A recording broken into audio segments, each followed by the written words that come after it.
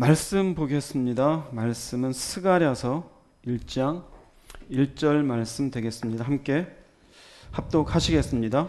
다리오 왕 제2년 8째 달에 여호와의 말씀이 이또의 손자 베레기야의 아들 선지자 스가랴에게 임하니라. 네, 오늘은 스가랴서 말씀이 되겠습니다. 많이 본 것 같죠? 다리오 왕 제2년, 지난주에 봤던 학개서에도 저렇게 시작이 됩니다. 차이가 있다면 학개서에는 여섯째 달이라고 되어져 있죠. 여섯째 달. 즉 다리오 왕 제2년 520년이라고 지난주 말씀드렸죠. 여섯째 달에 학개 선지자가 활동했는데 2달 뒤에 하나님이 스가랴에게 말씀으로 임하게 되어집니다. 주 내용은 학개서는 성전을 빨리 재건해야 될 것에 대한 촉구의 말씀이었다면 이 스가랴 말씀은 2달이 지나고 난 뒤에 성전의 기초를 쌓고 완공이 되는 데는 4년이 걸립니다. 그러나 하나님 보실 때에는 이 유다 백성들의 영적인 각성이 필요하죠. 또 이들의 상황을 보자면은 생각해 보세요. 포로에서는 돌아왔지만 주권이 없어요. 그러니까 나라가 아직 회복이 되지 않았어요. 여전히 사회적으로 그리고 경제적으로 또 정치적으로 혼란스럽겠죠. 그런 상황 속에 있는 이들에게 언약을 맺은 이 백성에게 하나님이 이들에 대해서 영적인 부분도 강조하고 계시지만 이들에게 위로를 더하며 하나님이 어떠한 하나님인지 그 말씀을 스가랴를 통해서 전해주고 있습니다. 그러나 우리가 이 말씀을 볼 때 여러분들이 스가랴서는 굉장히 어려운 말씀이에요. 혹시 읽으신 분이 계신지 모르겠지만 1장 7절에서 6장 15절까지는 계속 환상이 이어져요. 9개씩이나. 그래서 이게 뭔 말인지를 모릅니다. 스가랴서를 보통 평신도 분들이 읽다 보면은 뭔 말인지 모르겠다 그러고는 끝나게 되어져요. 그러나 그 당시에 시기적으로 한번 생각해 보세요. 이 환상들이 왜 주어졌는지. 아직까지 제대로 규모를 갖추고 있지 못한 자신들의 삶들, 이 나라의 미래가 어떻게 될지 모르는 불안감들, 그러면서도 여전히 하나님과 언약을 맺고 있으니 신앙적으로도 뭔가를 해야 되는데 이것에 대한 힘이 붙이는 마음들, 여러 가지 많은 복합적인 불안함과 염려가 이들을 붙잡고 있었습니다. 이들에게 하나님이 얼마나 많은 말씀들을 하고 싶으시겠어요. 그러나 환상들을 통해서 축약해서 그들에게 하나님이 어떤 하나님인지에 대해서 말씀 전해주고 있습니다. 특별히 2달 전에 학개를 통해서 너희들이 왜 성전을 건축해야 되는지에 대해서 말씀을 주었습니다. 여기도 마찬가지입니다. 제일 먼저 우선이 되어지는 것은 복합적인 문제는 있지만 먼저는 하나님과의 관계에서의 회복, 영적인 문제에서의 하나님 앞에 다시 한번 회복해야 될 것들에 대한 하나님의 중심이 포커스가 맞춰져 있습니다. 그래서 여기 보면은요 1장 1절에 이렇게 스가랴에게 임하니라 그러고 1장 6절 되기 전까지는 이렇게 시작이 되었습니다. 왜 너희들이 나라를 잃고 포로가 되었는지 아느냐? 북쪽 이스라엘은 아수르에 망해버리고 얼마 지나지 않아 유다도 망해버리고 너희들이 586년에 망하고 지금 돌아와서 아직 성전 재건을 못하다 학개를 통해 겨우 지금 시작을 하는데 너희들이 생각해도 하나님의 언약 맺은 백성이 왜 이렇게 됐는지 생각은 하고 있느냐?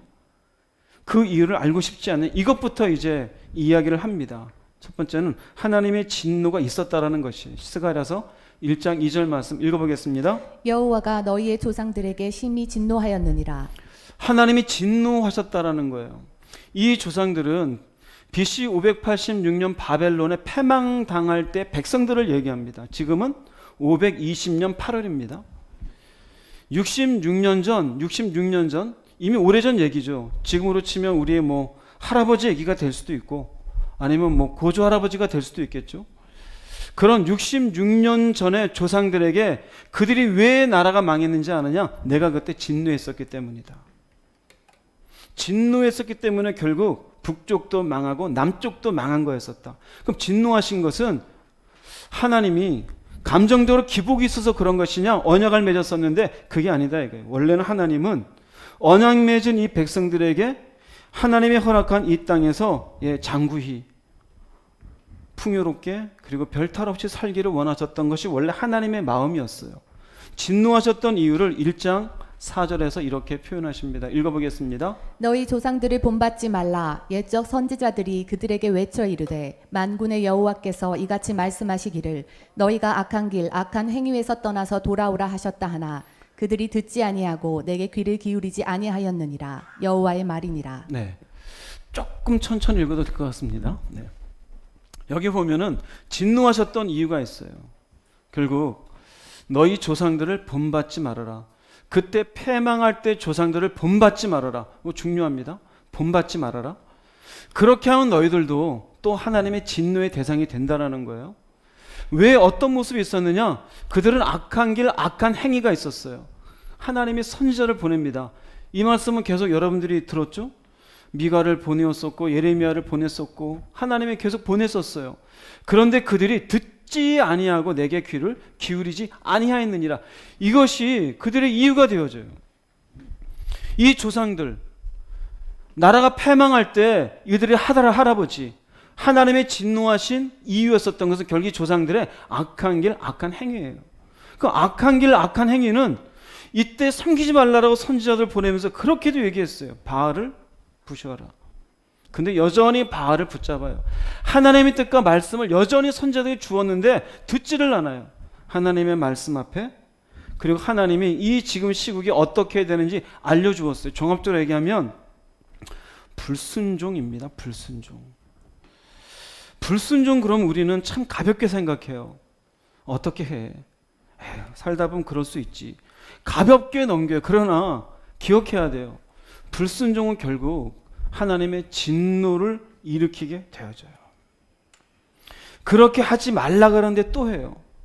선지자들 통해서 이렇게 하라 그러는데 안 해요. 전부 불순종이에요.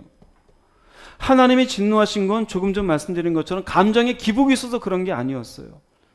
부지런히 선지자들을 보내면서 제발 좀 너희들은 내 말을 들어라. 이건 아니지 않느냐? 왜 바알을 하느냐? 너희들에게 지금 필요해서 하나님의 섭리 가운데 이런 것 하지 않느냐? 내 말 좀 들어라. 그런데 그들은 결국 듣지 아니하고 귀를 기울이지 않아요. 자, 여기에서 듣지 않고 귀를 기울이지 아니했다 할 때 하나님의 책임이 있어요, 없어요? 하나님의 책임은 없어요. 이 말씀을 왜 드리냐 그러면은 자신의 신앙이 약화가 되어지고 올바르게 순종하지 못하는 것들에 대해서 많은 분들이 하나님의 은혜를 내게 베풀지 않았고 나는 믿음이 약하다라고 자꾸 핑계를 대요. 아니요. 자기가 듣기 싫었던 거예요. 자기가 하기 싫었던 거고 반대로 얘기하면 자기가 하고 싶어서 갔던 것이지 은혜가 모자랐던 게 아니에요. 말씀을 몰라서가 아니에요. 어떻게 해야 되는지 충분히 압니다. 그런데 자신이 결국 듣지를 아니하고 불순종을 했던 것이에요. 이것이 결국 하나님의 진노를 일으키게 되는 것이에요. 이들이 결국 이렇게 하나님의 말씀을 무시하고 하나님의 말씀을 듣지 않고 불순종하게 되어지니 이 결과가 어떻게 되겠어요? 나라가 망하는 거예요. 1장 6절 말씀을 읽어보겠습니다. 나는 그들에게 내 종 예언자들을 통하여 명령하고 경고하였다. 그러나 그들이 그것을 무시하다가 형벌을 받은 다음에야 뉘우치고 전능한 나 여호와가 작정한 대로 그들이 당연히 받아야 할 형벌을 내린 것을 인정하였다. 경고했어요. 그러지 말라고 제발. 그런데 결국 그들은 뭐하고 있어요? 무시하다가. 지금도 저는 여러분들에게 계속 소선지자를 통해서 여러분들에게 일종의 이 시대에 필요한 경고의 말씀을 드리고 있어요. 선지자들이 말씀을 전해도 사람들이 듣지 않았던 것처럼 여전히 제가 기도하면서 경험케 되는 것은 여전히 이 백성들은 무시하고 있다는 거예요. 듣지를 않아요. 그럼 어떻게 되겠습니까? 하나님의 진노의 대상이 되어져요. 나중에 그때 가서는 이미 늦는 거예요. 나라가 망했는데 무슨 의미가 있어요? 우리식으로 표현하면요, 죽은 뒤에는 아무 의미가 없어요. 죽은 뒤엔 그냥 심판이에요. 그때 가서 뭐라 그래요? 당연히 받을 형벌을 우리가 받을 수밖에 없었구나. 너희들이 할아버지가 그랬었다 이거예요. 왜 나라를 잃고 포로가 되었었는지, 왜 고생을 했고, 지금 586년에 지금 나라가 망하고 520년에 포로에서 돌아왔어도 조금 노예 생활보다 나은 것 같지만 왜 지금 이렇게 어수선한 상태가 되어졌느냐? 전부 하나님의 진노였었다 이거예요.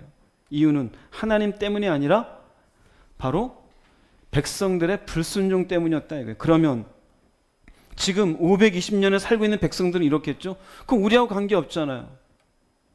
우리하고 관계없잖아요. 할아버지들이 그랬지. 그래서 1장 3절에 가면은 그러므로 너희는 돌아와라 그래요.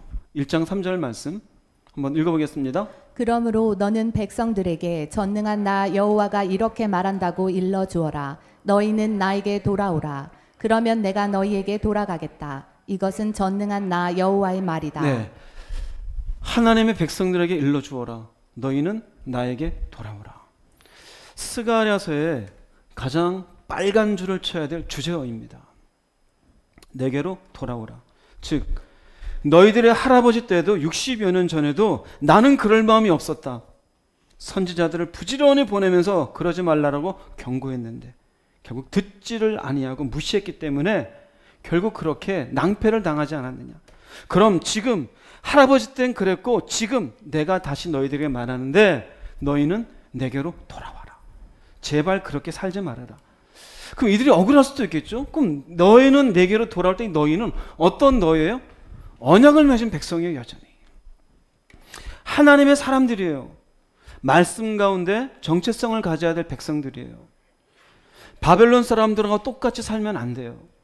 그들의 풍습을 따라하면 안 되는 사람들이에요. 세상에 보이는 대로 살 게 아니라 하나님의 살아계심을 믿고 하나님의 말씀을 붙잡고 그분의 인도하심을 따라서 그분의 백성답게 살아야 되는 것이에요. 너희는 그렇게 살으라는 얘기예요. 그 너희는 나에게 돌아오라 그럴 때 이들은 포로에서는 돌아왔지만 여전히 하나님께 등을 돌리고 있는 백성들이에요. 그렇게 너희들이 패망이 되어지고 어려움을 겪고 있으면서도 학계 때부터 생각해 보세요. 여전히 성을 재건할 시기가 이르지 아니하였다.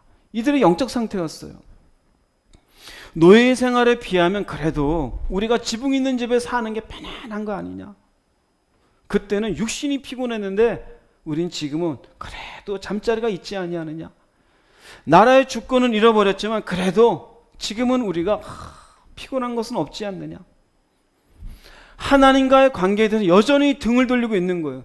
하나님이 너희는 나에게 돌아오라. 돌아오라는 얘기는요, 먼저는 회개를 해야 돼요.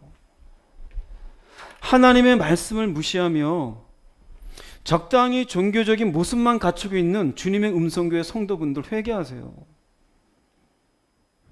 여러분들에게 주는 경고입니다. 회개하세요. 여러분들이 왜 등 돌렸는지 알아요? 신뢰하지 않아서 그래요. 돈이 힘인 것 같죠? 여러분의 재능이 힘인 것 같고, 따지고 보면은 인생의 이런저런 문제들, 그런 것들을 해결하는 게 먼저인 것 같죠? 아니에요. 사실은 여러분들에게 그분을 신뢰하는 게 없어요. 그러니 당연히 뭐를 못해요? 순종을 못하는 거예요. 내게로 돌아오라는 것은 바로 회개하고 하나님께 대한 철저한 신뢰를 가지고 이제는 너희들에게 살라라는 말씀 앞에 순종하는 백성으로 살아라. 그러면 진노의 대상이 안 된다입니다. 자, 이 말씀을 스가랴를 통해서 듣습니다. 2달 전에 학계를 통해서 성전을 재건해라. 그것도 금방 한 게 아니라 그랬죠. 24일이 걸려서 할까 말까 하다가 성전 재건하면 하나님이 평안을 복 주겠다 그러니까 그래 한번 해보자. 그러나 하나님 볼 때는 그들의 중심을 보잖아요. 흉내는 내고 있지만 여전히 등 돌리고 있어요. 스가랴를 통해서 얘기합니다. 나에게 돌아와라. 근데 재밌는 건 하나님은 이들의 마음을 너무 잘 알아요. 이럴 때마다 인간들이, 우리도 똑같아요. 좀 기도 좀 하시고 하나님과 관계를 회복하세요. 항상 하는 말이 사는 게 바빠서요. 내가 지금 돈 벌지 않으면 누가 돈 벌어요? 기도하는 거 알고 말씀 보는 거 중요하지만 내가 지금 그럴 여유가 없어요. 이 시대 백성들 보세요. 여유가 없어요.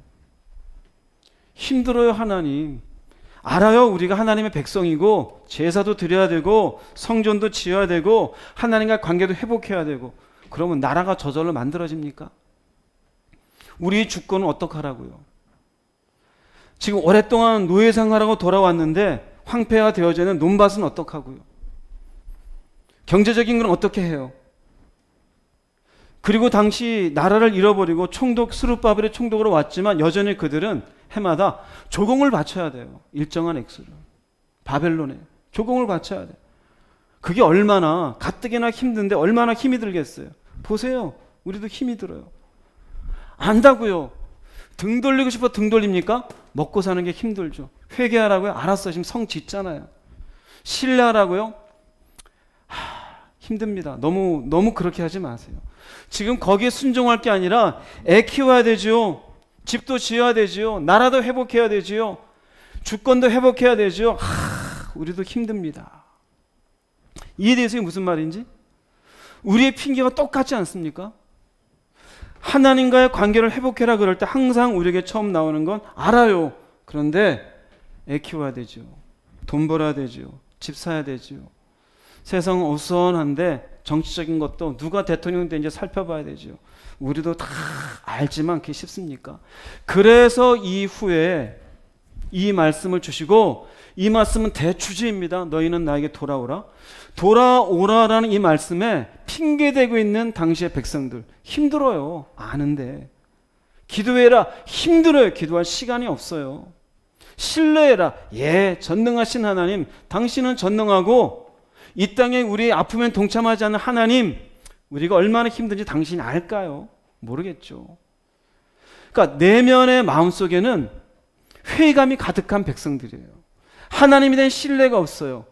당장 먹고 사는 문제, 내가 돈 벌고 내 자존심, 이 땅에서의 무엇인가 회복, 종교적으로 뭔가 흉내만 내고 있는 그들의 모습, 이들에게 하나님이 주시는 게 바로 환상이에요. 이 환상들을 통해서 하나님은 나는 이러한 하나님이다. 나는 이런 하나님이다. 이런 계획을 가지고 있고, 내가 너희와 언약을 맺은 단순한 어떤 수많은 신 중에 그 신 중에 한 신이 아니라 내가 모든 것을 주관하고 있고 역사의 주인 된 하나님이다. 그 하나님을 너희들이 섬기고 있는 것이고, 그러므로 너희들이 내게로 돌아와야 되는 이유가 되어진다. 그렇지 않으면 너희들은 결국 또 불순종하게 될 것이고, 그 불순종의 결과로 너희들이 조상이 패망을 당했던 것처럼 결국 너희들도 내게 진노의 대상이 될까 내가 염려가 된다. 그러면서 환상을 계속해서 보여줍니다. 그래서 1장 7절부터는 환상이에요. 즉 스가랴에게 주신 환상은 내게로 돌아오라라고 하는 하나님, 그 하나님이 누구신지에 대한 확신을 심어주는 것과 동시에 미래에 일어날 일들을 모든 것을 주관하고 계시는 하나님이 역사의 주인인 것을 이스라엘 백성들에게 인식시켜 주기 위한 환상이 되어져요. 첫 번째는 붉은 말을 탄 사람에 대한 환상입니다. 스가랴서 1장 8절에서 10절 말씀 읽어보겠습니다. 내가 밤에 보니 한 사람이 붉은 말을 타고 골짜기 속 화석류 나무 사이에 섰고 그 뒤에는 붉은 말과 자주찐 말과 백마가 있기로 내가 말하되 내 주여 이들이 무엇이니까 하니 내게 말하는 천사가 내게 이르되 이들이 무엇인지 내가 내게 보이리라 하니 화석류 나무 사이에 선 자가 대답하여 이르되 이는 여호와께서 땅에 두루 다니라고 보내신 자들이니라. 네. 어렵죠? 그죠? 그래서 여러분들이 스가랴서를 읽으면 1장 읽다가 구약은 어려워 그래요. 환상입니다. 여기에 보는, 제가 굳이 환상을 이렇게 해석해 주는 이유는요, 나중에 여러분들이 읽으면서 어려워하지 마시라고 설명해 드리는 거예요. 9가지를 다 할 수는 없어요. 오늘은 한 4가지 정도만 해드릴 겁니다. 여기에 한 사람이 붉은 말을 탔다라는데요, 이 한 사람이 붉은 말을 탔고 이 사람이 화석류 나무의 선자입니다. 이 선자는 동일한 사람이에요. 이 사람은 이 땅에 인간의 모습으로 오시기 이전에 예수 그리스도이십니다. 이 한 사람이 붉은 말을 타고 골짜기 속 화석류 나무에 섰는데요, 화석류 나무는 바로 이스라엘 백성들을 의미해요. 이스라엘 백성들을 골짜기 속에 있다는 것은요, 어려워요. 이제 겨우 노예 생활을 끝나고 나라는 패망해서 주권은 없고 겨우 골짜기에서 그런저런 하루하루를 살고 있어요. 이 이스라엘 백성들 사이에 서 계시는 예수님, 삼위일체 되시는 인간의 모습으로 오기 이전에 하나님이셔요. 근데 그 뒤에 붉은 말과 자줏빛 말과 백마가 있는데, 붉은 말, 사실은 갈색 말이에요. 백마. 세 말이 있는데 이 세 말이 보내죠. 땅에 두루 다니라고 보내신 자들이니라. 이 위에는 천사가 타고 있어요. 천사가 타고 있고 이 천사가 타고 있는 말을 가지고 땅에 두루 다니라고 보내신 자들이니라. 이것을 환상으로 보여준 것이에요. 이 환상 속에 의하면은 하나님은 이스라엘 백성들이 있는 골짜기에 여전히 떠나지 않아 계셔요. 이스라엘 백성들의 불평은 힘들잖아요. 어렵잖아요. 나라는 없잖아요. 우리도 그래요. 힘들잖아요. 돈 벌어야죠. 인생이 어떻게 되는지 모르잖아요. 미래는 불투명하고. 그러나 주님은 그 골짜기 화석류 나무에 서 계시는 하나님이셔요. 그리고 하나님이 보내신 천사들이 말을 타고 온 땅을 두루 다닙니다. 그리고 났더니 나오는 결과는 11절 말씀, 이런 이야기를 합니다. 읽어보겠습니다. 그들이 화석류 나무 사이에 선 여호와의 천사에게 말하되 우리가 땅에 두루 다녀보니 온 땅이 평안하고 조용하더이다 하더라. 네. 언뜻 읽으면 야 평안하다 그렇게 볼 수 있죠. 세 천사들이 각각의 말을 타고 돌아다녀 봤더니 온 땅이 평안하고 조용하더이다. 여기 온 땅은 이제 바벨론이 큰 제국을 이루고 있고 더 이상 주변에 싸움이 없어요. 그리고 또한 바벨론에서 포로 생활 끝나고 돌아온 이스라엘 백성들이에요. 이스라엘 백성들이 골짜기 안에 있는 백성들을 쭉 돌아보고 났더니 이들이 온 땅이 평안하고 조용하다는 의미는 웅진 집사님 잠들어 있다는 의미예요. 잠들어 있다는 의미. 영적으로 하나님 앞에 눈을 감고 있는 거예요. 삶이 평안하고 문제가 없으니 하나님을 찾지 않는 세상, 구체적으로는 하나님을 찾지 않는 이스라엘이에요. 우리가 평안하다 그럴 땐 두 가지예요. 하나는 죄를 짓고 영적인 나태함 속에 있는데도 불구하고 별일이 없을 때 괜찮네? 이거 평안이라 생각해요. 또 하나는 하나님과의 관계가 원활해서 그분 안에서 누리는 평안이 있어요. 여기에 평안은 노예살이 끝나고 돌아왔는데 여전히 영적으로 무지해 있고 하나님 앞에 온전히 서 있지 못한, 여전히 등 돌리고 있는 이들이 삶에 커다란 문제가 없으니 학교에서도 나왔었죠. 지붕 있는 집안에 있으니까 좋구나. 노예 때에는 바깥에서 잤는데. 그들의 삶이 평안하고 문제가 없으니 하나님 찾지 않아요. 가짜 평안이에요. 가짜 평안이에요. 별일 없잖아. 우리 주변에도 그런 분들이 있어요. 자기 내면으로는 알아요. 불순종했는지. 근데 삶에 문제가 없으니 평안해, 괜찮은 거야. 착각하지 마세요. 이 사람들이 그래요. 온 땅이 평안하고 조용하더이다. 잘못된 평안에 대한 생각이에요. 천사들의 보고입니다. 이스라엘 백성들의 영적인 상태이죠. 그럼 이들을 향해서 이전 같으면 하나님이 가지시는 마음은 그래? 여전히 그래? 또 진노할 수 있겠지요. 그런데 이번에 하나님이 주신 이 환상을 통해서 이 환상의 내용은 보세요. 너희는 주제가 그랬죠. 너희는 누구에게로 돌아오라? 나에게로 돌아오라. 나에게로 돌아올 때 그 하나님이 어떤 하나님인지를 환상을 통해서 보여주신다 그랬죠. 이렇게 여전히 너희들이 삶이 평안하다고 영적으로는 무지에 있는 너희들을 내가 내치는 하나님이 아니다라는 것을 보여줘요. 1장 16절 말씀 읽어보겠습니다. 여호와가 이처럼 말하노라. 내가 불쌍히 여김으로 예루살렘에 돌아왔은즉 내 집이 그 가운데에 건축되리니 예루살렘 위에 먹줄이 쳐지리라. 만군의 여호와의 말이니라. 네, 하나님이 쳐야 되는데 어떻게 여기고 있어요? 불쌍히 여기. 이게 굉장히 중요해요. 지금 여러분들이 엉터리로 살고 있어요. 별일 없죠? 왠지 알아요? 불쌍히 여기셔서요. 이건 언제 깨닫냐면요, 혹시 여러분 죽기 전에 하나님께 돌아보면 깨달아요. 나를 불쌍히 여기셨구나. 근데 죽기 전에 깨닫지 못하면은요, 진노의 대상이에요. 이스라엘 백성 그래요. 불쌍히 여겨요. 평안하다라고 하나님은 놓치고 살아요. 근데 하나님이 불쌍히 여겨요. 불쌍히 여기는 것에 대한 증거는 바로 내 집이 그 가운데 건축되어 하나님이 돌아오는 거예요. 학계를 통해서 얘기했죠. 2달 전에 촉구했잖아요. 536년에 고레스를 통해서 지어라는데 이들은 520년이 되도록 짓지를 않았잖아요. 16년간. 그러니까 하나님이 다시 학계를 보낸 건 불쌍히 여겨준 거예요. 다시 진노로 이들을 다시 때리겠다 그런 게 아니에요. 다시 불쌍히 여겨준 거예요. 하나님은 끊임없이 참아주시는 거예요.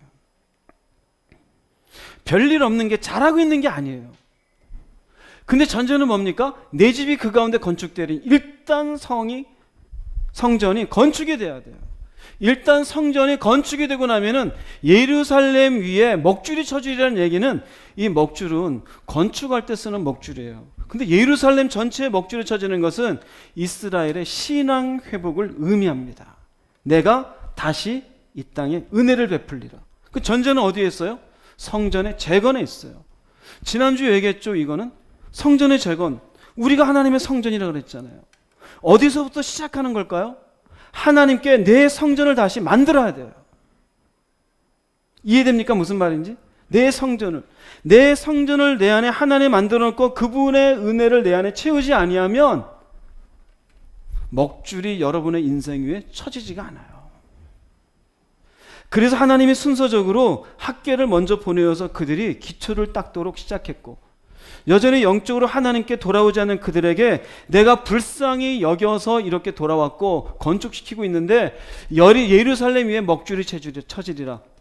내가 너희들을 회복시켜 줄 것이다. 그죠? 이런 하나님이다 이거예요. 비록 너희들이 지금 내가 내치고 싶고 여전히 지금도 진노의 대상이지만 내가 불쌍히 여긴다. 그리고는 한 절 더 얘기합니다. 1장 17절 말씀 읽어보겠습니다. 너는 전능하신 여호와께서 이렇게 말씀하셨다고 다시 선포하라. 나의 성들이 다시 번영할 것이다. 나 여호와가 다시 시온을 위로하고 축복하며 그 가운데 살겠다. 네, 보세요. 어떻게 이럴 수 있습니까? 성전이 건축될 때. 지금 스가랴서가 말씀하고 있는 시기는 이들이 지금 여러 가지 많은 문제가 있지만 먼저 성전을 재건하기 위해서 일단 어쨌든 시작한 시기예요. 이게 일단 돼야 돼요. 그러고 나면은요, 어떤 하나님이냐? 나는 전능하다 이거예요. 나는 전능하다. 나의 성들이 다시 번영할 것이다. 나 여호와가 다시 시온을 위로하고 축복하며 그 가운데 살겠다. 우리에게도 똑같아요. 다시 여러분의 무너진 하나님과의 관계를 회복하고 나면, 기도의 자리가 회복이 되어지고 하나님의 말씀을 통한 그분과의 교제가 온전히 회복하고 나면 하나님의 위로가 있는 줄 믿으시기 바랍니다. 하나님이 내가 이 땅 가운데 애썼던 부분들에 대한 하나님의 복이 있는 줄을 믿습니다. 무엇보다 중요한 것, 그 가운데 내가 살겠다. 이게 첫 번째 환상이에요. 이 환상을 생각해 보세요. 이 환상은 결국 너희들이 먼저 영적으로 재건이 되고 나면은, 그러면 내가 이 땅을 새롭게 해주겠다는 의미예요. 그러므로 처음에 중요한 주제가 있다 그랬죠. 그러므로 너희는 어떻게 해라? 어떻게 해라? 나에게 돌아오라는 거예요. 핑계가 많잖아요. 힘들어요. 나라 잃어버렸어요. 포로 생활은 끝났지만 먹고 살기 힘들어요. 성전 재건을 하는데 겨우겨우 마지못해 시작했어요. 그러나 그들도 여전히 영적으로는 서 있지 못했어요. 그런 하나님이 말씀하시는 거예요. 나는 전능하신 하나님이다. 내가 너희를 불쌍히 여기고 있다. 돌아오기만 해라. 난 어떤 하나님인지 아느냐? 이런 하나님이다. 다시 회복시켜 줄 것이다. 여러분 뭐하고 계십니까? 하나님을 귀에 거는 귀걸이요, 코에 거는 코걸이요, 심심하면 주머니에 넣는 액세서리를 생각합니까? 아니요. 하나님은 선포하셔요. 나는 전능하신 하나님이다. 또 뭐하고 있냐 이거예요. 이스라엘 백성들이 이런저런 상황에 대한 거에 마음이 빼앗겨 있을 때 하나님께로 돌아오라 그러고는, 첫 번째는 학계를 통해서 진행되고 있는 이 성전 재건이 왜 중요하느냐? 이렇게 되고 나면 내가 예루살렘 위에 먹줄을 칠 것이고 내가 너희들을 위로해 줄 것이고 내가 그 가운데 살기 위함이다. 내게로 돌아와라. 나는 이런 하나님이고, 너희와 언약을 맺은 하나님이 단지 종교적인 대상이 아니라 이런 너희들의 모든 것들을 지고 있는 이스라엘 민족의 운명을 지고 있는 전능하신 하나님이다. 내게로 돌아오라. 첫 번째 환상이에요. 이 말씀을 듣고 여러분에게도 해당되는 은혜가 있기를 주의 이름으로 축복합니다. 그래서 돌아오라는 거예요. 두 번째 보여주는 환상은, 그래도 안 돌아오겠죠? 사람이 그렇게 쉽게 돌아오질 않아요. 여전히 자기가 옳다 그래, 내 생각이. 재밌게 살고 싶고, 여러분도 그렇잖아요. 기도하긴 싫고, 말씀 보기 귀찮고, 심지어 제가 묵상하라니까 굉장히 막 불편하시죠? 예, 강요 안 해요. 하고 싶으면 하시고. 하기 싫으면 안 해도 돼요. 말씀을 보고 싶으면 보시고. 그러나 어찌되었던 여러분의 성전은 하나님 앞에 그분과 교제하는 것으로 만들어져 있어야 돼요. 불순종의 시간이 있었다라면은 여러분들 회개하고 하나님 앞에 돌아와야 돼요. 두 번째 환상을 또 줍니다. 네 뿔과 네 대장장이. 스가랴서 1장 18절 19절 말씀 읽어보겠습니다. 내가 눈을 들어 본즉 네 개의 뿔이 보이기로 이에 내게 말하는 천사에게 묻되 이들이 무엇이니이까 하니 내게 대답하되 이들은 유다와 이스라엘과 예루살렘을 흩뜨린 뿔이니라. 뿔을 보여줘요. 이게 뭡니까 도대체? 그쵸? 우리도 헷갈리죠. 이게 뭡니까? 이 뿔은 유다와 이스라엘과 예루살렘을 흩뜨린 뿔이래요. 그래서 이 네 개의 뿔은 이스라엘과 유다를 힘들게 했던 네 개의 권력 나라를 의미해요. 아수르에 의해서 이스라엘이 무너졌죠. 결국 또 바벨론에 의해서 포로가 됐었죠. 유다가 무너졌죠. 이 바벨론 뒤에 페르시아가 지금 쥐고 있죠. 그리고 또 애굽이 늘상 옆에서 옆구리를 쿡쿡쿡 찌르고 있었어요. 네 뿔은 예루살렘을, 유다를, 이스라엘을 힘들게 하는 뿔입니다. 다니엘서에 비슷한 얘기가 나오죠. 뿔. 그래서 주로 뿔은, 성경에 나오는 뿔은 권력으로 주로 해석하면 아무 이상이 없습니다. 네 뿔이 있었어요. 이 네 뿔이 와가지고 예루살렘을 흩뜨렸는데 그 뒤에 이제 20절에 보면은 이 네 뿔을 무너지게 하는 게 나옵니다. 20절, 21절 읽어보겠습니다. 그때 여호와께서 대장장이 4명을 내게 보이시기로 내가 말하되 그들이 무엇하러 왔나이까 하니 대답하여 이르시되 그 뿔들이 유다를 흩뜨려서 사람들이 능히 머리를 들지 못하게 하니 이 대장장이들이 와서 그것들을 두렵게 하고 이전에 뿔들을 들어 유다 땅을 흩뜨린 여러 나라의 뿔들을 떨어뜨리려 하느니라. 네, 대장장이 4명을 보여줘요. 이들은 또 무엇입니까? 그랬더니 이 뿔들이 유다를 흐트려서 사람들이 능히 머리를 들지 못하게 하니 이 대장장이들이 와서 그 뿔들을 들어 이걸 결국 뿔들을 떨어뜨린다. 뿔이 권력이었잖아요. 대장장이는 굳이 대장장이라 그런 것은 대장장이 가지고 있는 그 힘, 그 무엇인가를 고친 걸 가지고 이 뿔들을 결국 그 권력을 무너지게 하는 것을 의미해요. 그럼 따지고 보면은 다르게 생각할 게 없어요. 아시리아를 무너지게 한 건 바벨론이에요. 그럼 바벨론이 뿔도 됐지만 대장장이도 되는 거예요. 바벨론을 무너지게 한 것은 결국 페르시아예요. 그럼 바벨론이 뿔도 됐지만 결국 또 페르시아가 뿔이 돼요. 그 뒤에 보면은 페르시아를 무너지게 한 그리스예요. 또 그리스를 무너지게 하는 것은 로마예요. 대장장이는 똑같아요. 그러나 이걸 통해서 보여주시는 것은 이 모든 걸 누가 하는 겁니까? 하나님이 하셔요. 즉, 이 말씀의 중요한 첫 번째는 내가 역사의 주인이다입니다. 너희들을 힘들게 했었던 그 아수르도 그렇고 바벨론도 그렇고 지금 너희들의 지금 나라를 통치하고 있는 페르시아도 그렇고 저절로 생겨진 것이 아니라 그 모든 건 내가 만든 뿔이고 내가 보낸 대장장이다라는 거예요. 그럼 여기서 알 수 있는 건 너희들이 힘들게 되는 모든 과정도 누구의 섭리 가운데 있다? 나의 섭리 가운데 있다. 그러면 지금 이 순간 스가랴의 말씀을 듣고 있는 이 순간 이 백성들에게 주는 중요한 내용은 뭐냐면요, 이들이 핑계대고 있잖아요. 나라가 없어요. 아수르는 힘이 있고 바벨론도 우리는 힘도 하나 없고 저놈의 페르시아가 우리를 죽인 노예살이해서 이렇게 이 땅에 살라고 땅을 주긴 줬지만 주권은 하나도 없고 힘이 하나도 없잖아요. 불신앙의 이유를 대고 있는 백성들에게 이 원인을 제거할 기회를 주는 것은 나다라는 거예요. 단순한 역사의 주인을 통해 섭리를 얘기하는 게 아니라 섭리 속에 담겨져 있는, 그래? 너희들이 그런 나라 때문에 힘들어? 그럼 내가 다 결국은 흐트러뜨린 나라들의 뿔들을 내가 떨어뜨릴 거야. 그럼 떨어뜨리는 의미가 뭐예요? 그것에 핑계대지 말고 너희들은 나를 섬기는 백성이 되라라는 거예요.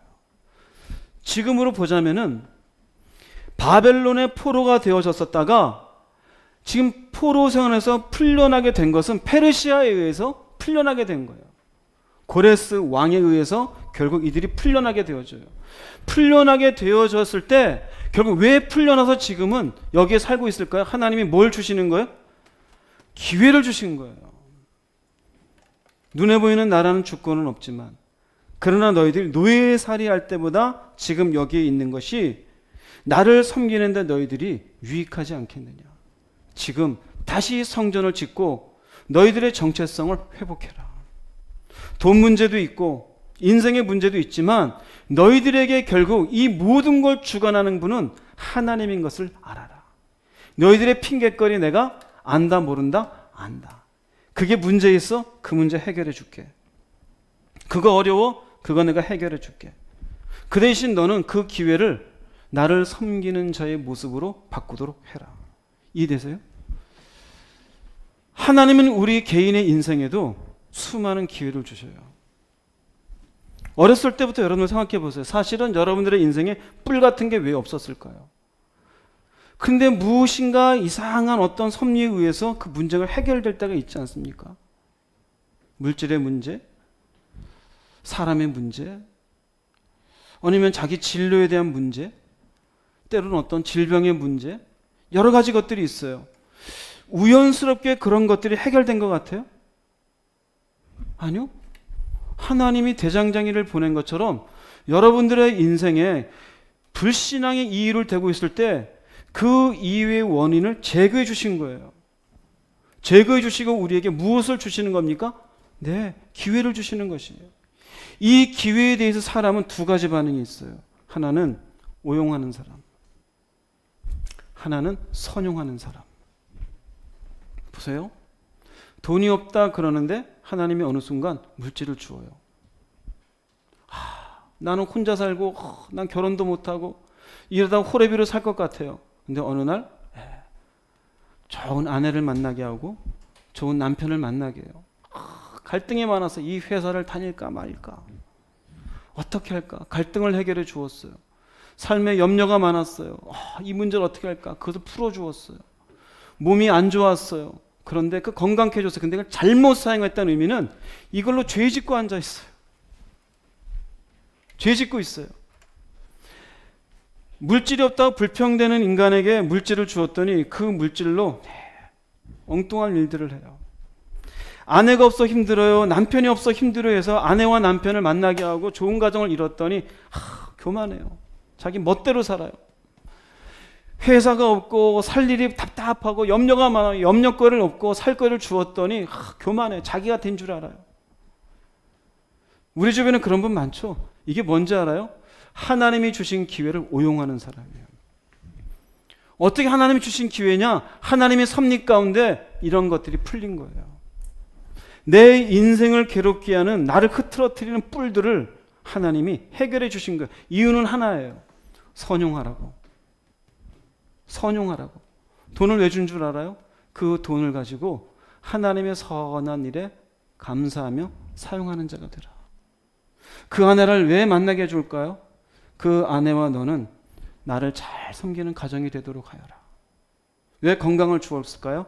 죄 짓는 데 앞서지 말고 이제는 나의 영광을 위해서 네 몸을 써라. 갈등 때문에 힘들어 왜 풀어주었을까요? 너무 스트레스 받고 살지 마. 이제 내 안에서 좀 평안을 좀 누려라. 이게 전부 뭘까요? 하나님 감사합니다. 이 뿔을 제거하시니 감사합니다.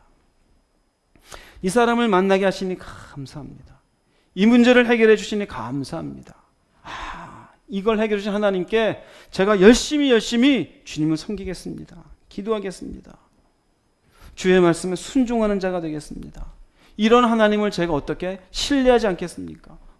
영적인 관계에 집중하는 거예요. 여러분은 어떤 사람이세요? 어떤 사람이세요? 오용하는 사람입니까? 선용하는 사람입니까? 이스라엘 백성들에게 넷불과 대장장이의 환상을 보여주면서 하나님은 나는 이런 하나님이다. 이 기회를 너희들은 어떻게 써라? 선용해라. 나의 관계를 회복하는 데 써라. 오늘 이 시대의 많은 사람들은 하나님이 주신 기회를 오용해요. 배부르고 등 따시니까 다른 일을 해요. 하나님이 살만하게 해주니까 교만해져요. 이전에는 열심히 하나님을 찾더니 이제는 찾지도 않아요. 홀로 있을 때는 교회 나와서 열심히 기도하더니 이제는 교만해져서 교회 가는 것도 싫어해요. 하나님이 주신 기회를 오용하고 있는 사람이에요. 이스라엘 백성들이 얘기하는 거예요. 너희들이 비록 지금 힘들다 하지만 사실은 지금은 노예 생활 끝내고 돌아와서 조금은 편안해진 거 감사해야 돼. 성전을 재건하지도 아니하고 나중에 지을 짤 하면서 지금 점점점 시간 늦추고 있던 너희들 내가 불쌍히 여긴 거 감사해야 돼. 너희들 영적인 관계에 집중해야 돼. 결국 내 뿔과 내 대장장이를 통해서 그러므로 너희는 어떻게 해라? 내게로 돌아오라요. 나는 이런 하나님이다. 우연스럽게 바벨론에 포로됐다가 그냥 온 게 아니다 이거예요. 내가 결국 진노했었고 내가 너희들을 이곳에 결국 돌아오게 하였고 결국 너희들의 뿔들을 내가 제거해 주는 하나님이다. 앞으로도. 그러면 결국 너희들은 내게로 돌아와야지. 왜 불순종하고 사냐? 내가 역사의 주인이야. 내가 섭리자야. 뭐 똑똑한 것 같아 네가? 네가 대단한 것 같아 이 민족이? 아니. 너희들은 비록 지금 힘들다 하지만 감사해야 돼. 바보들아. 너희들은 나의 관계에 집중을 해야 돼. 이스라엘 백성들아. 우리에겐요. 똑같아요. 똑같아요. 10년 전에 비해서 여러분들 어떻게 보세요 한번? 하나님이 기회를 준 것 같지 않아요? 숟가락 늘지 않았습니까? 조금은 연봉이 좀 늘지 않았습니까? 하나님이 주신 기회를 여러분들은 어떻게 하고 있어요? 오용하는 사람입니까? 선용하는 사람입니까? 하나님께 감사하며 영적인 관계에 집중하는 철든 백성이 되세요. 그래서 하나님은 얘기하는 겁니다. 너는 나에게로 돌아오라. 왜요? 나는 이렇게 너희들에게 기회를 준 하나님이다 이거예요. 불쌍히 여기지 않고 칠 수도 있었어요. 대장장이를 보내지 않고 그냥 이스라엘 백성 없앨 수도 있었어요. 우리도 그래요. 하나님이 한순간 마음만 먹으면 오늘 우리는 2초 뒤에 3초 뒤에도 심장마비로 갈 수 있어요. 아무것도 아니에요. 주신 삶의 시간, 기회 지금도 안 죽이시고 불쌍히 여기신 하나님에게 감사하세요. 조금 살만하다고요? 감사하세요. 그걸로 죄 짓는데 교만해지지 마세요. 하나님 볼 때는요, 참 어리석은 인생들이에요. 어리석은 인생들. 이게 뭐라고요 도대체가? 그게 뭐라고요? 두 번째 환상이에요. 그러므로 너희는 내게로 돌아오라. 인생은 늘 이유가 있죠. 근데 가만 생각해 보세요. 하나님 늘 이유거리들을 조금씩 바꿔주셔요. 기회를 주시는 거예요.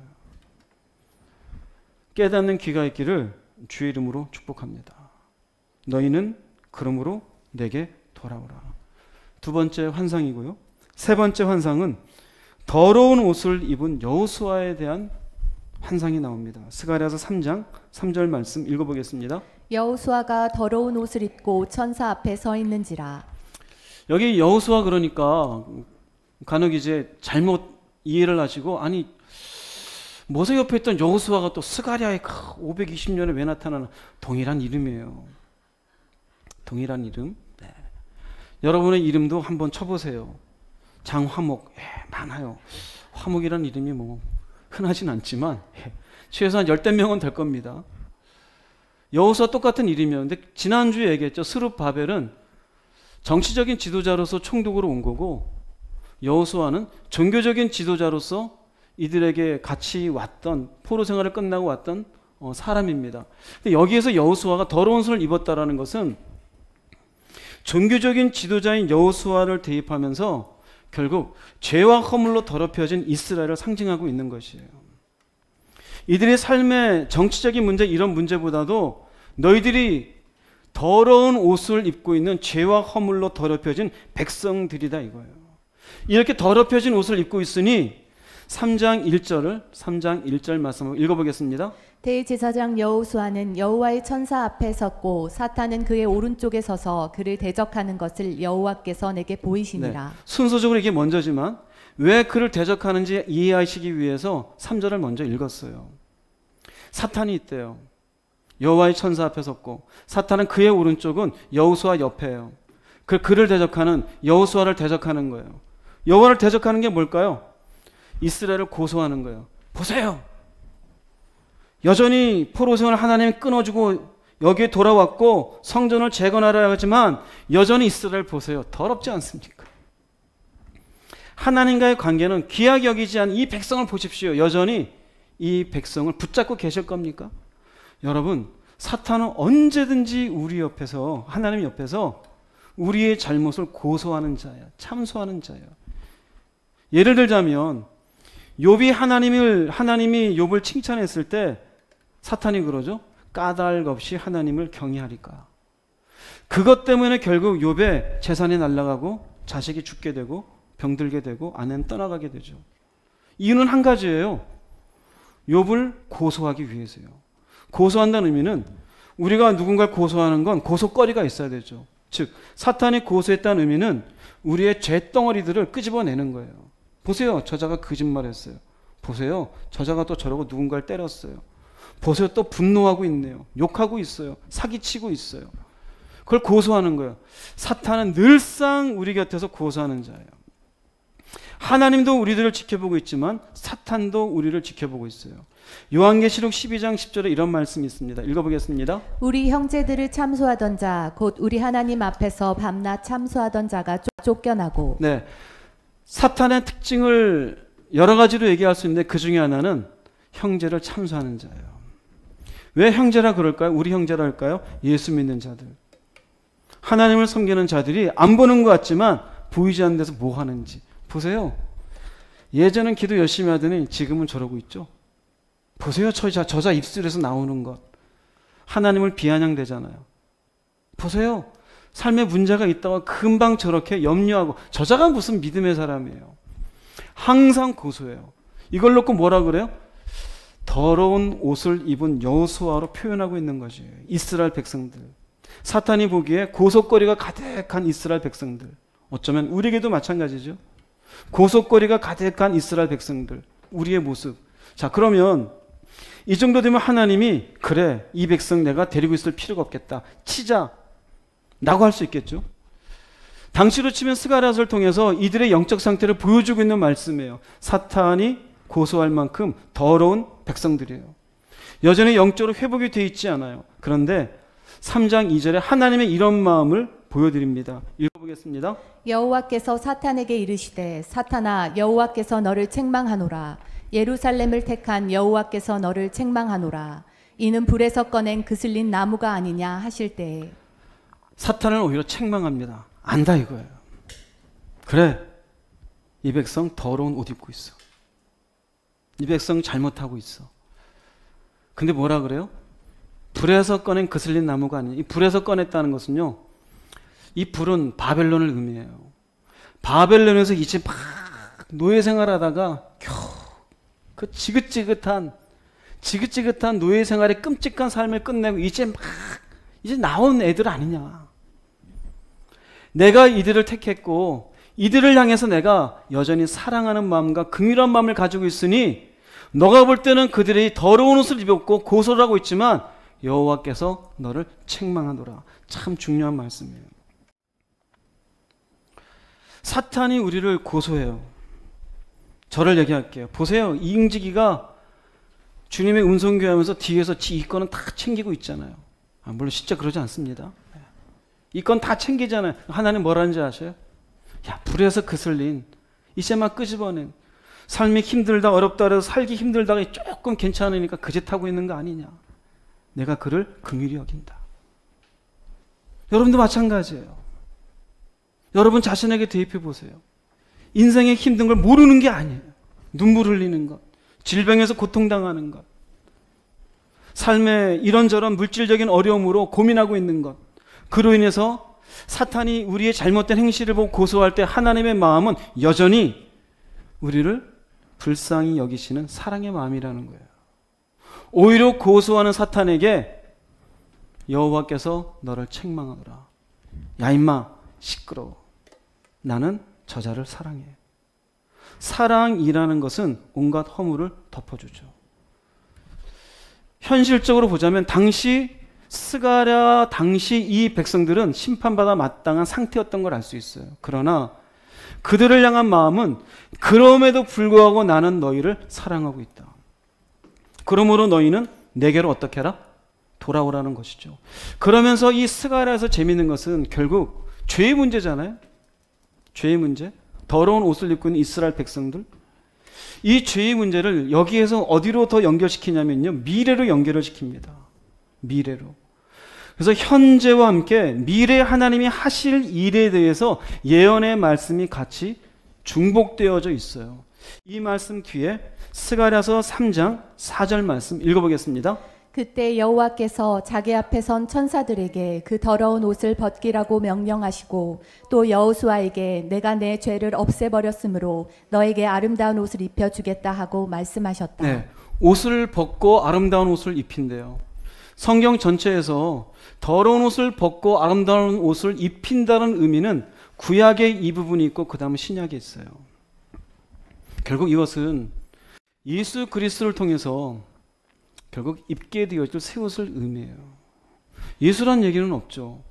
그러나 성경에 예수를 믿게 되어지면 그자가 입게 되어질 그 예수가 흘리신 피에 의해서 입게 되어질 옷에 대해서 기록을 합니다. 계시록 7장 14절 읽어보겠습니다. 그가 나에게 이르되 이는 큰 환난에서 나오는 자들인데 어린 양의 피에 그 옷을 씻어 희게 하였느니라. 그렇죠? 어린 양의 피에 그 옷을 씻어 희게 하였느니라. 새 옷이 돼요. 아름다운 옷이 되어져요. 장차 예수 믿고 회개하는 자에게 주어질 새 옷이에요. 여기에 스가랴 3장 4절의 저 옷에 대한 의미가 장차 이 땅에 오실 예수님에 의해서 우리에게 입혀질 새 옷이라는 것이 보다 분명해지는 것은 이 뒤에 선포되어지는 스가랴서 3장 9절입니다. 읽어보겠습니다. 만군의 여호와가 말하노라 내가 너 여호수아 앞에 세운 들을 보라 돌에 7 눈이 있느니라 내가 거기에 새길 것을 새기며 이 땅의 죄악을 하루에 제거하리라. 네. 이것은 미래에 대한 얘기입니다. 여기에 나오는 여호수아 앞에 돌 하나가 있어요. 돌을 봐라. 한 돌에 7 눈이 있느니라. 이것은 속죄 제물 대신 완전하신 예수님이에요.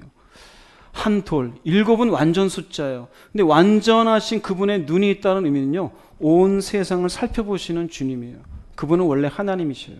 죄가 없으신 분이셔요. 삼위일체 한 분이십니다. 근데 그분이 우리 인간의 속죄 제물 되어서 이 땅에 오셨다라는 돌이 되어져요.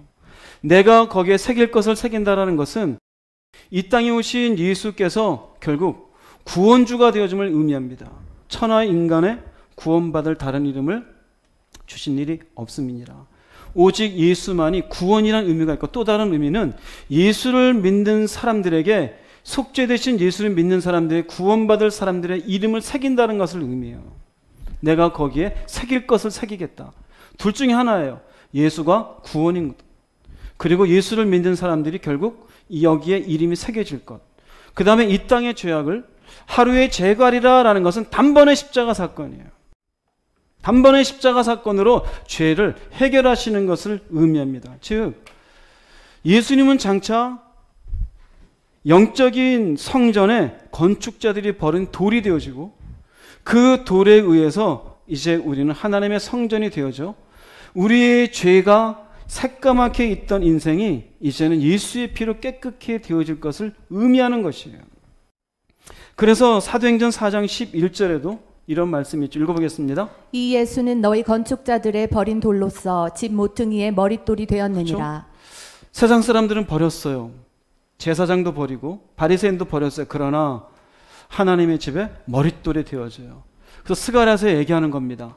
여호수아 앞에 세운 돌, 여호수아는 이스라엘 백성이죠. 영적으로 보자면 우리가 결국 이스라엘 백성에 소속되죠. 이 돌이 있느니라. 그리고 여기에 새길 것이 새겨지고 이 땅의 죄악을 하루에 제거하리라. 예수 믿는 여러분들은 여기에 이름이 새겨진 줄로 믿습니다. 예수의 십자가로 우리의 죄는 하루에 제거가 되어진 줄로 믿습니다. 스가랴 말씀을 통해서 당시의 이스라엘 백성들의 영적 상태를 말씀하실 뿐 아니라 그리고 이후에 믿는 자들을 향해서 하나님이 어떤 것들을 준비하시고 계시는지를 보여주는 거예요. 예수님 오시기 전에 거의 500여 년 전이에요. 이때 이미 하나님은 예수님이 이 땅에 오셔서 어떻게 하실지를 다 준비하고 계셨어요. 그리고 이렇게 말씀하시고 나서 스가랴서 3장 10절 말씀 읽어보겠습니다.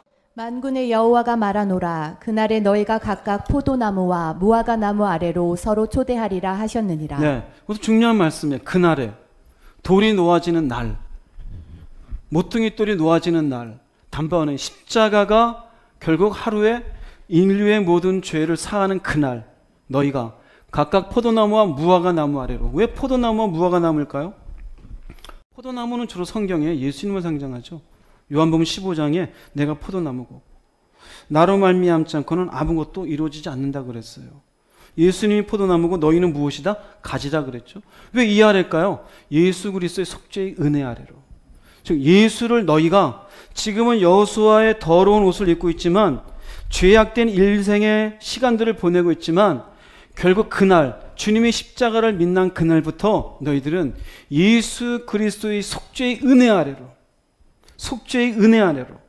그래서 우리가 어떻게 죄사함을 받았고 어떻게 하나님을 섬기게 되어졌으며 그 포도나무와 무화과 나무에서 나오는 그 은혜들을 그 아래에서 나누는 자들이 될 것이다라는 거예요.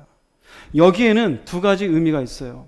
이 아래로 서로 초대라는 것은 이 은혜 아래 있을 때 인생은 불안이 끝이 없어요.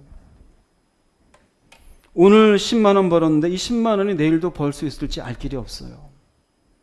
사람과 사람 사이에 또 세상에 나가서 사회 속에 끊임없는 다툼이 있어요. 근데 포도나무와 무화과 나무, 주님의 은혜 안에 있으면은 불안도 없고 다툼이 없고 평안이 있어요. 이 평안을 누리는 게 결국 뭡니까? 행복이에요. 행복이에요. 에덴 동산에 있어서 처음에 아담과 하와가 누렸던 것이 바로 이것이에요. 불안과 다툼이 없는 평안이에요.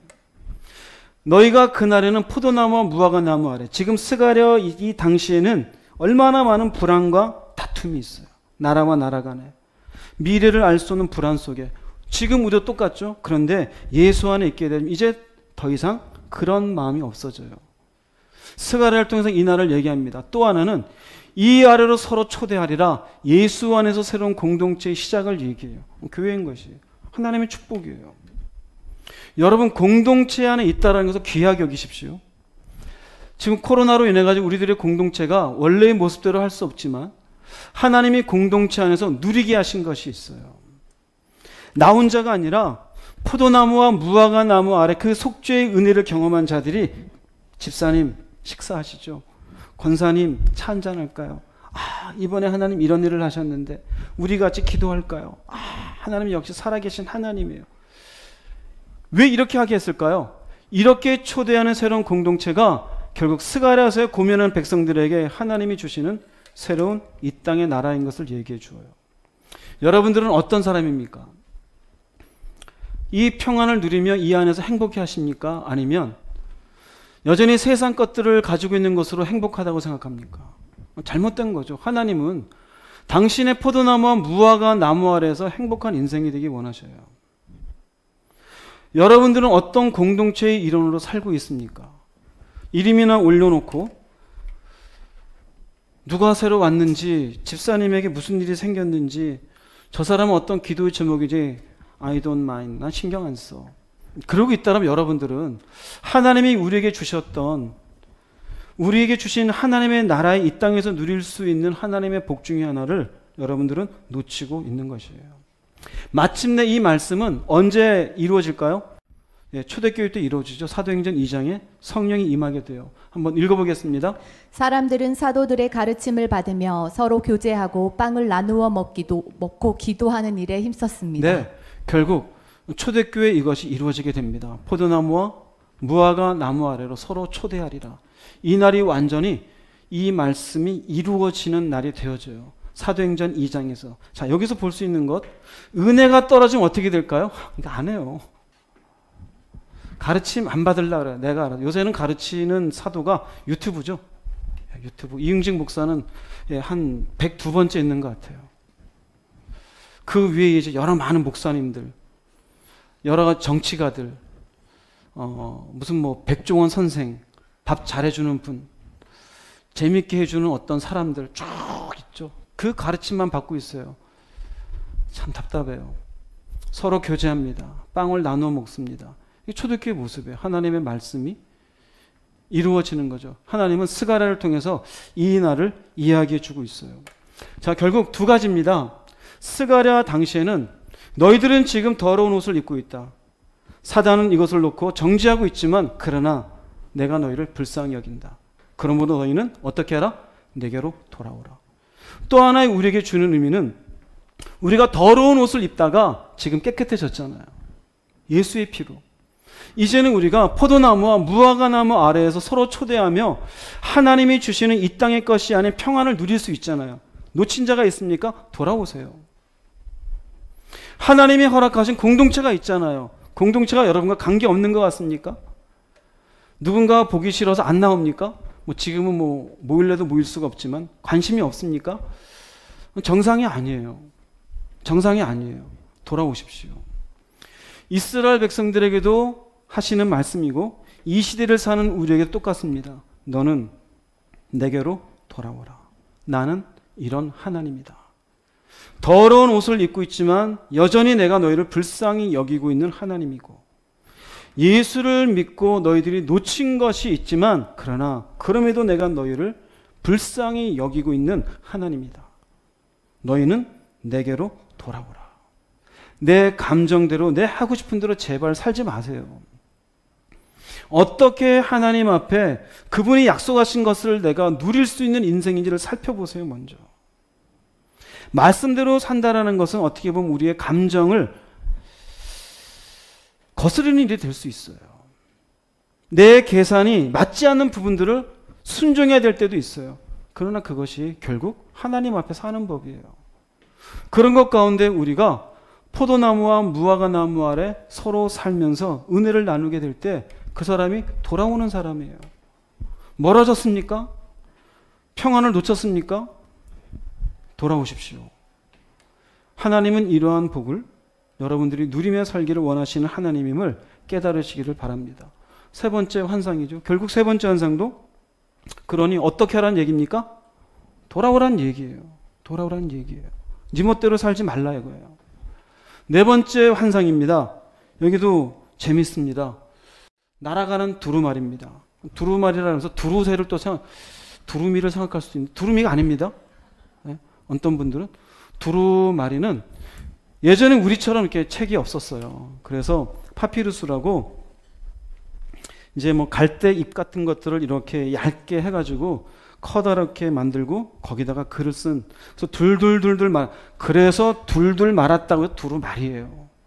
그래서 예전에 성경을 그 원본들을 보면 전부 다 이렇게 둘둘 말린 이렇게 모습으로 다 되어 있어요. 지금처럼 책으로 되어 있지 않아요.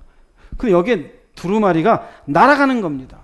스가랴서 5장 1절 2절 말씀 읽어보겠습니다. 내가 다시 눈을 들어본즉 날아가는 두루마리가 있더라. 그가 내게 묻되 내가 무엇을 보느냐 하기로 내가 대답하되 날아가는 두루마리를 보나이다. 그 길이가 20규빗이요 너비가 10규빗이니이다. 이런 말씀이 있으니 여러분들이 스가랴서 읽다 보면은 뭔 소리야. 날아가니까 두루미인 줄 알아요. 두루미가 아닌데. 그리고 왜 날아가냐 이거죠. 왜 날아가냐. 여기 날아가는 두루마리는 말씀입니다. 말씀. 왜 날아갈까요? 날아가면서 땅 위의 죄가 감추어질 수 없음을 의미해요. 위에서는 다 볼 수 있죠. 예전에 제가 미국에 있을 때 신기한 장면을 봤어요. 이게 CNN이라든지 이렇게 뉴스를 보다 보면은 현 시간으로 고속도로에서 마약범이라든지 뭔가 이렇게 총기 사고를 일으켜서 막 도망가는데 위에서 헬리콥터가 따라가는 장면. 이게 여러분 실시간으로 막 중계가 돼요. 근데 위에 이제 막 헬리콥터가 막 따라오면 이게 도망갈 데가 있어요, 없어요? 아유, 차가 무슨 빨리 간다고 1000km를 달리겠습니까? 헬리콥터가 가지고 헬리콥터가 막 따라가서 위치를 계속 아래로 알려주는 거예요. 그러면은 밑에 있는 이제 경찰들이 요소요소에 기다리면서 이제 그 대응을 하는 거죠. 그것에 대한 시작이 바로 여기에 있어요, 사실. 인간이 이 땅에서 뭘 하더라도 두루마리, 말씀은 위에서 다 살펴보고 있어요. 근데 보니까 길이가 20규빗이고 너비가 10규빗이죠. 그럼 길이와 넓이라는 얘기예요. 규빗은 손끝에서 여기 팔꿈치까지입니다. 보통 45cm라 그래요. 그럼 10규빗이면은 넓이가 몇 미터가 될까요? 4.5m, 그죠? 20이면 몇 미터일까요? 9m가 되겠죠? 그럼 두루마리가 어마어마한 거예요. 9m에다가 4.5m가 되어지는 우리 교회 여기 정도 될까요? 이런 게 날아가는, 이거 뭘까요? 말씀의 엄중함이에요. 말씀의 엄중함. 가볍게 여길 수 없고 쉽게 우리가 불순종해서 내버릴 수 없는 하나님의 말씀의 무게를 의미합니다. 이 무거운 하나님의 엄중하신 말씀이 위에서 우리를 다 감찰하고 보고 있다는 의미가 되어져요. 즉 우리는 죄 지으면서 괜찮아 그래요. 괜찮지가 않아요. 괜찮지가 않아요. 그러면서 그 다음에 있는 3절 4절에 괜찮지 않은 모습을 이렇게 표현합니다. 읽어보겠습니다. 그가 내게 이르되 이는 온 땅 위에 내리는 저주라. 도둑질하는 자는 그 이쪽 글대로 끊어지고 맹세하는 자는 그 저쪽 글대로 끊어지리라 하니 만군의 여호와께서 이르시되 내가 이것을 보냈나니 도둑의 집에도 들어가며 내 이름을 가리켜 망령되이 맹세하는 자의 집에도 들어가서 그의 집에 머무르며 그 집을 나무와 돌과 아울러 사르리라 하셨느니라 하니라. 네, 여기는 예로 이제 도적질하는 자, 맹세하는 자가 나와요. 이 하나의 예입니다. 도둑질하면은 그 두루마리에 있는 하나님의 말씀이 결국 그 집에도 들어간대요. 숨을 수가 없어요. 그래서 이 집에 들어가서 어떻게 할까요? 심판해요. 그리고 망령되이 맹세하는 자, 이 집에도 들어가요. 무엇이 들어가요? 말씀이 들어가요. 즉 하나님의 말씀이 이들을 지적한다는 얘기예요. 즉 하나님의 말씀, 이 말씀에 오면은 죄에 해당하는 말씀이 심판할 거예요. 도둑질은 8계명이에요. 하나님의 이름을 망령되이 일컫지 말라는 3계명이에요. 아무리 도둑질하고 맹세하고 이렇게 하나님의 이름을 망령되이 일컬은 이들에 대해서 뭐 자기가 변명이 많을지라도 이 말씀 그 집에 들어가서 나무와 돌과 아울러 사르리라. 심판할 것이다. 이건 하나의 예입니다. 하나의 예예요. 이것뿐일까요? 분노하는 자, 물질을 사랑하는 자, 불순종하는 자, 하나님의 인도를 거절하는 자, 음란한 자, 이웃의 것을 탐하는 자, 뭐 여러 가지가 있겠죠. 또 여러분들이 기도 안 하는 것도 죄죠.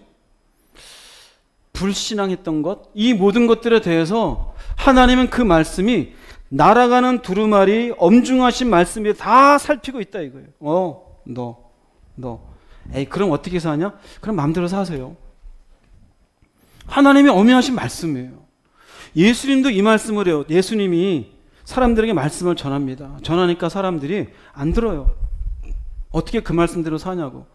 저희 교회에 오시면서 가장 제가 많이 듣는 말씀이 바로 그 말씀이에요. 어떻게 그 말씀대로 살아요? 그런 사람 몇 명이나 돼요? 몇 명 됩니다. 그럼 몇 명 되는 사람 어떻게 살아요? 다수가 진리입니까? 아니요. 다수이든 소수이든 하나님의 이러한 말씀 앞에 노력은 해야 될 거 아니에요? 예수님이 말씀을 선포하니까 에이 안 되라는 사람들에게 예수님 하신 말씀이 있어요. 요한복음 12장 48절 읽어보겠습니다. 나를 저버리고 내 말을 받지 아니하는 자를 심판하리가 있으니 곧 내가 한 그 말이 마지막 날에 그를 심판하리라. 지금은 내가 심판 안 하겠다는 거예요. 내 말 저버리고 내 말 받지 않아도 돼. 그런데 결국 내가 한 그 말이 마지막 날에 그를 심판하리라. 날아가는 두루마리예요. 그리고 그 집에 들어가요. 잠자는 때 하나님 말씀 알려줘요. 너 불순종했잖아. 내가 하지 말랬지. 알고 있잖아. 성령이 네 마음에 거슬림을 줬잖아. 지금이라도 돌이켜. 싫어요. 그게 결국 지금은 심판이 없어요. 너 모양만 내고 있잖아. 과거에 은혜 받고 은사 경험하고 다 내가 줬는데 넌 지금 뭐 하고 있니? 삶이 편하네요. 먹고 살기 괜찮아요. 아니, 넌 나를 위해서 뭘 하고 있는데? 뭘 해요? 그냥 먹고 살죠. 그래, 그렇게 살아라. 마지막 날에 보자. 뭐가 보일까요? 하나님 말씀. 너는 먹든지 마시든지 무엇이든 하든지 하나님의 영광을 위하여 하라. 뭘 했어요? 자기 위해서 살았지. 즉 하나님이 날아가는 두루마리를 스가랴를 통해서 보여준 말씀은 하나님은 이전에 586년에 진노하셨던 이유를 먼저 얘기했잖아요. 1장에서. 진노하셨는데 지금은 앞에 몇 가지 환상을 통해서 내가 너희를 불쌍히 여기고 사탄의 고소를 참고 계시잖아요. 그러나 결국은 진노의 이유는 불순종이었다 이거예요. 내가 이렇게 너희들에게 긍휼한 마음을 가지고 여정에 사랑하는 마음을 가지고 있다고 해서 내가 너희들에게 주었던 이 두루마리에 있는 말씀, 선지자들을 통해서 너에게 전해줬던 말씀을 개떡같이 여기지 말아라 이거예요. 결국 그 말씀이 결국은 너희들을 심판하게 될 것이다. 우리들에게도 마찬가지예요. 그러니 너희들은 내게로 어떡하라? 돌아오라요. 단순히 스가랴서는 처음에 1장에 괜히 전제를 깐 게 아니에요. 왜 너희들의 조상들이 망했는지 상기시켜 준 게 괜히 있는 게 아니에요. 지금 너희들은 다시 그런 나의 진노의 대상이 되지 말아라. 그리고 환상을 보여주는 거예요. 그러니 너희들 내게 돌아와. 두루마리를 통해 말씀을 준 하나님이 이거 필요 없다고 폐기시키겠습니까? 아니요. 여전히 지금도 하나님의 사랑의 마음으로 기회를 주고 계시는 거예요. 깨달으시기를 바랍니다. 이제 겨우 4가지 했어요. 9가지를 다 하면 오늘 또 여러분들의 원성이 자자하겠죠. 그래서 오늘은 여기로 마무리하겠습니다. 다음 시간에 다 할지 아니면 더 할지 그건 제가 기도해보고 몇 가지를 더 하겠습니다. 결론을 내리겠습니다. 스가랴서 1장 3절 다시 한번 읽어보겠습니다. 그러므로 너는 백성들에게 전능한 나 여호와가 이렇게 말한다고 일러주어라. 너희는 나에게 돌아오라. 그러면 내가 너희에게 돌아가겠다. 이것은 전능한 나 여호와의 말이다. 그러므로 이건 얘기했죠 다? 앞에 하나님이 이스라엘 백성들에게 진도에서 나라가 패망된 이유, 그건 너네들이 불순종해서 그래. 너희 할아버지들이 그렇게 했어. 그런데 너희들 꼭 기억해. 너희는 나한테 좀 돌아와라. 너희는 나한테 돌아오라. 그리고 스가랴에게 환상을 주면서 그 환상을 통해서 돌아오라고 하신 하나님이 어떤 하나님인지를 이들에게 인식시켜 주는 거예요. 여러분들이 벌써 잊어버렸을 것 같아서 4가지를 짧게 중요한 부분만 얘기해 드릴게요. 붉은 말을 탔던 사람, 내가 다시 위로하겠다. 함께 하겠다. 벌써 다 까먹었죠? 이게 뭔지. 그죠? 다시 들으세요. 나중에 더 얘기하면 또 시간 가니까. 내 대장장이는 뿔을 제거해요. 이 땅에 있는 권력들이 너희들을 힘들게 하는 것 같지만 그것 때문에 너희들이 불평하는데 그건 나의 섭리이고 내가 다시 너희들에게 기회를 주겠다. 더러운 옷 입은 여호수아, 너희들이 지금 더러운 옷을 입고 사탄이 고소를 하고 있지만 그러나 내가 너희를 불쌍히 여긴다. 그리고 이후에 예수의 피로 얻는 속죄와 새로운 공동체의 출현을 내가 준비하고 있다. 4번째는 날아가는 두루마리, 땅의 죄는 가리워질 수 없다. 반드시 그 말씀이 그자의 죄를 지적하게 될 것이다. 그러므로 너희는 어떻게 해라? 나에게 돌아와라. 여러분들에게 예수 믿고 하나님을 섬긴다라는 것은 무엇입니까? 단순하게 종교적인 한 부분을 기독교로 결정하고 교회에 다니고 있는 거라면 생각을 바꾸세요. 예수를 믿는 것은 결국 모든 만물을 주관하시는 하나님 앞에 내가 나아가는 것이에요. 이스라엘 백성들이 나라를 잃어버리는 어마어마한 수모를 겪고 사회적으로도 불안정한 그런 시기에 있었지만 하나님은 스가랴를 통해서 먼저 너희는 하나님에게 돌아올 것을 요구합니다. 우리들도 이 땅의 삶에 수많은 고민거리가 있고 난제가 있어요. 수고의 짐들이 있어요. 도대체 이런 문제 저런 문제 어떻게 되는지. 그러나 여전히 스가랴서 말씀 우리에게 똑같습니다. 다시 가자. 돌아와라. 하나님은 우리가 죽기를 바라시는 하나님이 아니셔요. 예레미야 29장에 보면요, 너희를 향한 나의 생각은 평안이다 그래요. 진노가 아니에요. 지금 스가랴서를 통해서도 내가 어쩔 수 없이 진노를 했지만 지금도 너희들은 진노를 받아 마땅한 백성이지만 이 진노의 대상이 되지 않았으면 좋겠다. 오늘도 마찬가지입니다. 여러분의 신앙 상태는 여러분 자신이 살펴보세요. 나 교회 다닌 사람이야. 나도 예수 믿어. 그런 소리 좀 하지 마세요. 당시 이스라엘 백성들은요, 전 세계에서 유일한 백성이었어요. 그럼에도 불구하고 하나님 이렇게 말씀하셔요. 과거에 내가 어떤 은혜를 받은지 그건 다 하나님이 하신 거예요. 오늘 어떻게 사세요? 하나님 앞에 누구입니까? 어디에 계신 겁니까? 어디에 계신 거예요? 성전부터 지으세요. 그리고 하나님의 다시 시작하신 기회를 잡으세요. 날아가는 두루마리를 어떻게 할 거예요? 내 감정대로, 내 오름대로 살고 싶어요? 감정대로? 바보예요, 바보. 하나님이 이 땅에 뿔 같은 것들을 대장장을 통해 하나씩 제거해 줬어요. 그런데도 오용하고 있습니까? 죄 짓는데 오용하고 자신이 교만해지는데 오용해요? 내 재능이고 내가 이만큼 산다? 바보예요. 제발 부탁합니다. 저를 위해서가 아니에요. 간절히 여러분을 눈물 흘리며 기다리고 계신 하나님에게 돌아오세요, 제발. 그분을 신뢰하세요. 그분의 말씀 앞에 순종 좀 하세요.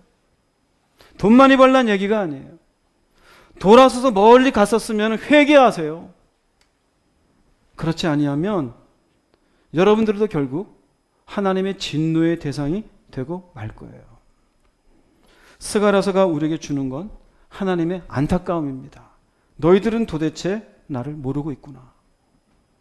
눈에 보이는 것들에 집중하며 힘들다 그러지만 그러나 너희들이 나하고의 관계만 되면 내가 다 해줄 수 있는데 정말로 너희들이 중요한 게 무엇인지 난 너무나 잘 아는데 제발 좀 돌아와라. 사랑하는 나의 자녀들아. 이 말씀이 여러분의 귀가 아니라 가슴에 새겨졌으면 좋겠어요. 오늘 말씀을 놓고 진지하게 생각하세요. 그리고 돌아오십시오. 인간적인 생각으로 에이 또 목사님 똑같은 얘기야. 그러거나 말거나 저는 제 얘기를 합니다. 하나님이 주셨으니까. 한 명이라도 살았으면 좋겠어요. 그러나 오늘 말씀을 통해서 또 돌아올 사람이 별로 없겠죠. 스가랴서 전체로 보면 그래요. 별로 없어요. 어디서 발견하는지 알아요? 이때로 돌아오면 안 돌아와요. 이러면 또 길어지죠. 안 돌아와요. 하나님의 은혜가 다 끊어집니다. 이건 나중에 얘기 드릴게요. 수백 년이 지나가요. 그리고 수천 년이 지나가요. 그건 역사 속이지만 여러분의 인생 속에 하나님의 은혜가 끊어진 채 수십 년을 산다면 그게 여러분에게 나중에 주어질 하나님의 진노의 심판이 어떨지를 한번 생각해 보세요. 충분히 하나님은 기회를 주시는 겁니다. 배부르고 등 따시니까 좋죠? 하나님 나도 되죠? 오용하는 자입니다. 다시 여러분이 무엇을 챙겨야 되고 하나님 앞에 어떤 자로 돌아와야 되는지를 진지하게 생각하시어 시간을 내세요. 그리고 자신과 싸우세요. 그리고 하나님 앞에 여러분의 신앙의 집을 다시 한번 열심히 지어가는 하나님의 사람이 되기를 주님의 이름으로 축복합니다. 기도하시겠습니다. 말씀을 생각하시면서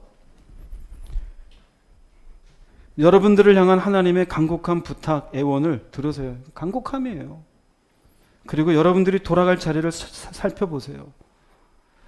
무엇을 귀중하게 여기고 있는지, 하나님이 아닌 다른 것들을 쥐고 있다면 회개하세요. 그리고 돌아오십시오. 주님 한번 부르시고 한 3, 4분 정도 통성으로 기도하겠습니다.